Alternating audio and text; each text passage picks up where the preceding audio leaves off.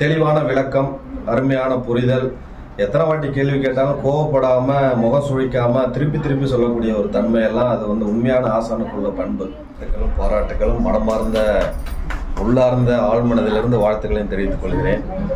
வர்மம் அப்படின்னாலே ஒரு பயம் இருக்கும். ஆசான்கள் நடத்தும் போதுமே அப்படி தான் சொல்லி தந்தாங்க. எனக்கும் பல ஆசான்களோட தொடர்புல எல்லாம் உண்டு. அவங்க கற்றுக்கிட்ட ஆசானம் நானும் கற்றுக்கிட்டேன். நான் அடிமுறை சிலம்பம் கற்றுக்கிட்ட ஆசான்ட்டு தான் அவங்களும் அடிமுறை சிலம்பம் கற்றுக்கிட்டாங்க. சிலம்பம் கற்றுக்க வேறு. அதனால் ஆனால் வந்து எப்போதுமே ஆசான் மாணவர்களோட ஒரு தொடர்பு அப்படிங்கிறது இடைவெளி அதிகமாகவே இருக்கும். அவ்வளோ சீக்கிரம் விட மாட்டாங்க.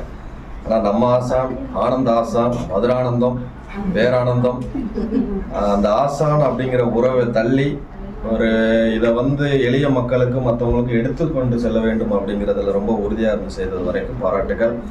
தெளிவான விளக்கம், அருமையான புரிதல், எத்தனை வாட்டி கேள்வி கேட்டாலும் கோவப்படாமல் முகம் சுழிக்காமல் திருப்பி சொல்லக்கூடிய ஒரு தன்மையெல்லாம் அது வந்து உண்மையான ஆசானுக்குள்ள பண்பு. அதனால் கடவுள் தொடர்ந்து ஆசீர்வதித்து அந்த இது வந்து சாதாரண மருத்துவம் இல்லை, இது வந்து இறைவழி மருத்துவம்.